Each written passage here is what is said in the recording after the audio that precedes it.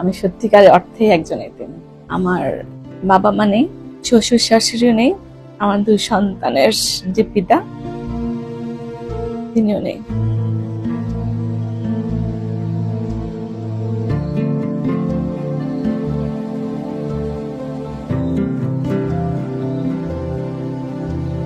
ছবির ফ্রেমে অতি যত্নে বাঁধানো মানুষটি আর বেছে নেই, আছে তার অসংখ্য স্মৃতি।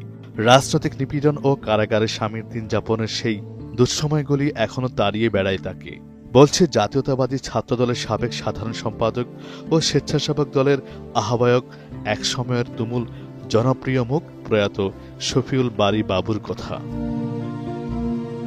একুশে টেলিভিশনকে দেয়া একান্ত এক সাক্ষাৎকারে অতীতের দুঃসময় ও বর্তমান ও আগামীর আধুনিক বাংলাদেশ বিনির্মাণ তথা রাজনৈতিক মতামত ও ভাবনা জানিয়েছেন প্রয়াত এই ছাত্রনেতার সহধর্মিণী বিথিকা বিনতে হোসাইন। শফিউল বারী বাবু আসলে তার এলাকায় ভীষণ জনপ্রিয় একজন নেতা ছিলেন।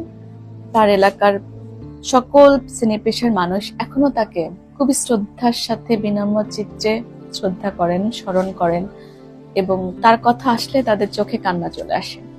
তো তার যে শেকড়টা, তার কাছে মানুষের অনেক এক্সপেকটেশন ছিল। তো আমি যে শফিউল বারী বাবুর প্রতি মানুষের যে এক্সপেকটেশন ছিল, তার সেই জায়গাটাতে আমি যেতে চাই। জানিয়েছেন প্রয়াত এই ছাত্রনেতার বর্ণাঢ্য রাজনৈতিক ও জেল জুলুমের কত কথা। যত অত্যাচার, জুলুম, নির্যাতন বিএনপির উপর দিয়ে চালিয়েছে। অনেক সময় তাদেরকে পালিয়ে বেড়াতে হয়েছে, ঘরে থাকতে পারেনি। এমনকি আমার সেকেন্ড বেবি যখন জন্মগ্রহণ করে জেলে ছিল।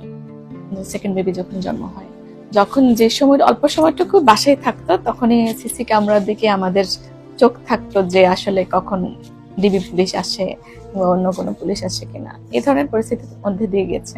এক পর্যায়ে জানালেন দুজনের কাছে আসার গল্প ও জীবনের শেষ অধ্যায়। ও যখন ছাত্র দলের সাংগঠনিক সম্পাদক, তখন আমরা ঢাকা ভার্সিটিতে ভর্তি হয়েছি। তারপর যখন ছাত্র দলের সাধারণ সম্পাদক হয়েছে, ও তার সাথে কথা হতো মাঝে মাঝে। ওই কথা থেকে আস্তে আস্তে একটা ভালো লাগা তৈরি হয়েছিল। আর ও খুবই পার্সোনেবল একজন পার্সোনালিটি সম্পন্ন একজন ব্যক্তি, খুবই স্মার্ট। দেখতে হয়তো ছোট ছিল, বাট ভীষণ স্মার্ট, রুচিশীল ছিল এবং খুবই অনেস্ট প্রকৃতির একজন মানুষ ছিল।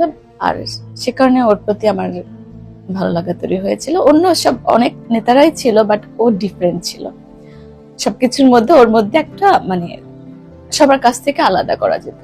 তারপর ওই থেকে কথা হতো মাঝে মাঝে। তারপর বিয়ের সিদ্ধান্ত পারিবারিক ভাবে হয়েছে। ওর যখন ক্যাম্পাসে আসতো, গাড়ি থেকে নামতো, 100টা হাত ওর সাথে হ্যান্ডশেক করতে যেত। বিষয়টা আমাকে খুব ভালো লাগতো।